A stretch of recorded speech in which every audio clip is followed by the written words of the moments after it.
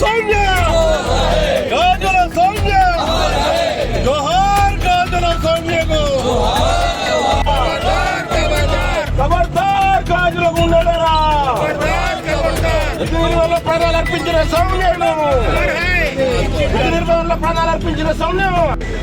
మన ఆర్మూర్ డివిజన్లో ఎంతో విధి నిర్వహణలో అద్భుతమైన ధైర్య సాహసాలు ప్రదర్శించినటువంటి మన ఎక్సైజ్ కానిస్టేబుల్ మన బహుజన బిడ్డ కుమారి సౌమ్య గారి మృతికి సంతాపంగా ఈరోజు ఈ ఆర్మూర్ డివిజన్లో ఉన్నటువంటి అన్ని బహుజన దళిత ప్రజా సంఘాలందరూ కూడా ఇక్కడికి విచ్చేసి వారి యొక్క ఆత్మకు శాంతి కలగాలని చెప్పేసి ఇక్కడికి వచ్చి కొవ్వొత్తుల ర్యాలీ చేసి వారికి ఘనమైన నివాళులర్పించినందుకు మీ అందరికీ కూడా ప్రత్యేకంగా ధన్యవాదాలు తెలియజేస్తాం. వారితో పుట్టిన తర్వాత 24వ తారీఖు రోజు నిజామాబాద్ లో ఉన్నటువంటి ఎక్సైజ్ కానిస్టేబుల్స్ అట్లాగే కొంతమంది అధికారులందరూ కలిసి సుభాష్ నగర్ లోని ఆ యొక్క కార్యాలయం ముందు ఒక ధర్నా నిర్వహించడం జరిగింది. ఆ ధర్నాలో అనేకమైనటువంటి సంచలన విషయాలు చెప్పినా కూడా ఈ యొక్క పోలీసు డిపార్ట్మెంట్ కావచ్చు, ఎక్సైజ్ ఉన్నతాధికారులు ఆ యొక్క విషయాలని ఇలా బయటకు రాకుండా సౌమ్య మృతికి ఇలా వాళ్ళంతా కూడా కారకులవుతున్నటువంటి విషయాన్ని కూడా ఈ సందర్భంగా మీకు తెలియజేస్తా ఉన్నా. ఎందుకంటే నిజామాబాద్ SHOగా పనిచేస్తున్నటువంటి స్వప్న అనేటువంటి వ్యక్తే సౌమ్య మృతికి కారకురాలని చెప్పేసి పెద్ద ఎత్తున ఉద్యోగులంతా కూడా ధర్నా చేపడితే ఇప్పటి సూపరింటెండెంట్ అయినటువంటి మల్లారెడ్డి గారు అట్లాగే ఎక్సైజ్ డీసీగా పనిచేస్తున్నటువంటి వీళ్ళంతా కూడా అక్కడికి వచ్చి ఉన్నతాధికారులను మేము ఒక కమిటీ చేస్తాము, ఆ కమిటీ రిపోర్ట్ ప్రకారం వారిని శిక్షిస్తామని చెప్పేసి చెప్పినా ఇలా ఆ కమిటీ ప్రకారం వాళ్ళు ఎక్కడ కూడా ఉన్నతాధికారులు స్వప్న పైన చర్యలు తీసుకోలేదు. ఇలా సౌమ్య మృతికి వాళ్ళంతా కారకులైంది. ఎందుకంటే సౌమ్య మృతికి కారకులు బహుజన బిడ్డ, అట్టడుగు సమాజం నుంచి పైకి వచ్చినటువంటి మా గాజుల సౌమ్య అమ్మాయి ఎంతో విరోచితంగా వృత్తితో పోరాడి నిన్న మరణించడం జరిగింది. మీ అందరికీ తెలుసు. డ్రగ్ పెడ్లర్స్ ఎవరైతే ఉన్నారో దారుణంగా ఆమె పైకి కారు తీసుకొచ్చి చూసి పారిపోయిన సంఘటనలో ఎంతో విరోచితంగా ఆమె పోరాటం చేసిన చాలా అద్భుతం. వాస్తవంగా మా తమ్ముడు ప్రదీప్ చెప్పినట్టు ఎన్నో అనుమానాలకు తావిస్తున్నటువంటి ఈ యొక్క మరణం మిస్టరీ వెనుక ఎంతో మంది ఉన్నట్టు మేమందరం కూడా భావిస్తున్నాము. వాస్తవంగా ఈ సమాజంలో రక్షణ కల్పించాల్సినటువంటి వ్యవస్థ పూర్తిగా విఫలమైందని నేను భావిస్తున్నాను.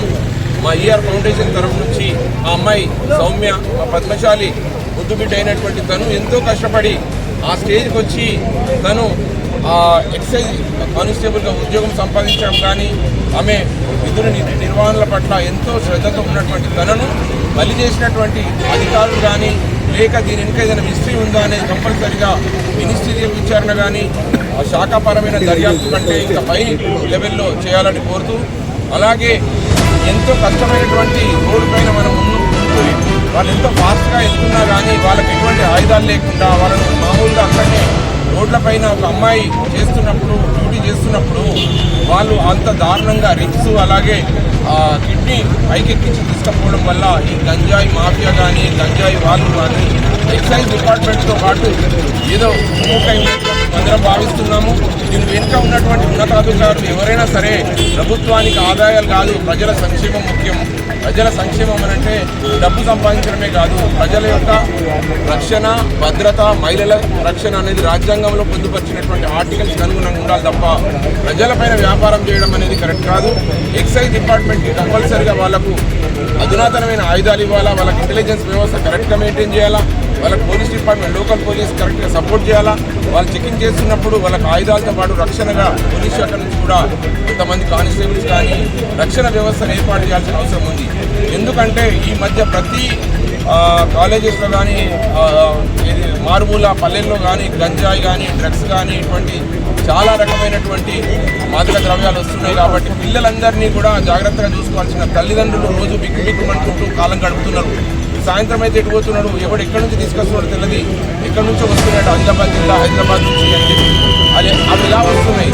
ప్రభుత్వానికి సంబంధించిన ఇంటెలిజెన్స్ వ్యవస్థ ఏం చేస్తున్నది, వాస్తవంగా వీటిపైన ఒక నజరేసి ఉంచి కంపల్సరీగా వీటిని అడగదొక్కాల్సినటువంటి ప్రభుత్వాలు ప్రజలు యువత జీవితాలతో ఆడుకుంటూ రెండు ప్రాణాన్ని బలి చేసుకున్నటువంటి మా యొక్క ముద్దు బిడ్డ అయినటువంటి సౌమ్య, అలాగే వారి కుటుంబానికి డబ్బులు ఇచ్చినా కానీ ఇంకా ఉద్యోగం ఎవరిచ్చినా కానీ ఆ పోయిన ప్రాణాన్ని తిరిగి రాదు కాబట్టి ఖచ్చితంగా ఆ దోషులను కఠినంగా శిక్షించేంత వరకు వారిని ఎవరైతే కాపాడుతున్నారో వాళ్ళందరినీ కూడా ప్రజా కోర్టు ముందరికి లేదంటే పోలీసుల దృష్టికి కంపల్సరీగా తీసుకురావాలి.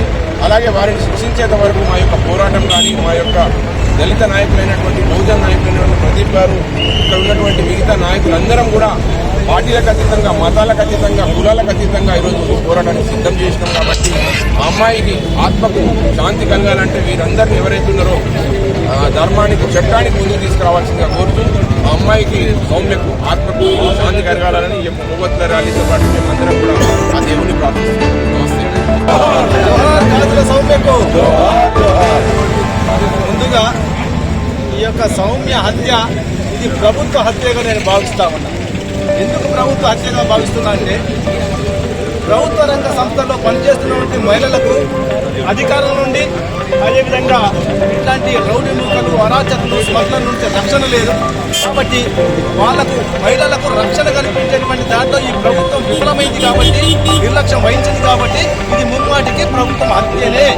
కాబట్టి దీని మీద సమగ్రమైనటువంటి న్యాయ విచారణ జరిపించాలని చెప్పి ఈ రాష్ట్ర ప్రభుత్వాన్ని మేము డిమాండ్ చేస్తాము. ఇకపోతే ఒకప్పుడు పాడు, పరాగు, గుట్కా, గంజాయి తాగితే ఖరాబ్ అయిపోతాం అనుకున్నారు. కానీ వాళ్ళ రక్షణ, గంజాయి నుంచి యువత రక్షణ కోసం ఇవాళ మహిళలు, సౌమ్య లాంటి వాళ్ళు అనేక మంది బలైపోతారు. అంతేకాకుండా ఆ ఆఫీస్లో పనిచేసినటువంటి అవినీతి అధికారుల వల్ల కూడా ఇవాళ కింది స్థాయి అధికారులు ఇటువంటి ఘోరాలకు బలవుతున్నారు. కాబట్టి ఇప్పటికైనా ప్రభుత్వం కానీ, ఇక్కడ ఉన్నటువంటి జిల్లా కలెక్టర్ కానీ, స్థానికంగా ఉన్నటువంటి ఇక్కడ ఉన్నటువంటి ప్రజాప్రతినిధులు కానీ వెంటనే స్పందించి ఈ గంజాయి నిర్మూలన కోసం గట్టిగా కృషి చేయడం లేదు. అదేవిధంగా వీళ్ళు స్మగ్లర్తో యుద్ధం చేస్తున్నారు మాట. మరి సివిల్ పోలీస్ వాళ్ళకేమో మరి ఆయుధాలు ఇచ్చారు, వీళ్ళకి మాత్రం ఆయుధాలు లేవు. చాలా విచారకరం ఏంటంటే స్మగ్లర్ల వెనుక రాజకీయ నాయకుల, వ్యాపారవేత్తలు అండాలని ఉన్నాయి. వాళ్ళు తప్పించడం కోసం అనేక రకాల కుట్రలు చేస్తూ ఉన్నారు.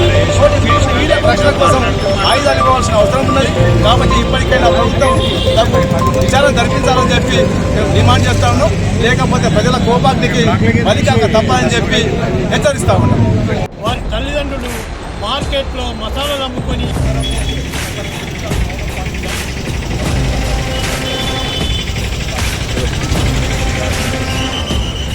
Yep.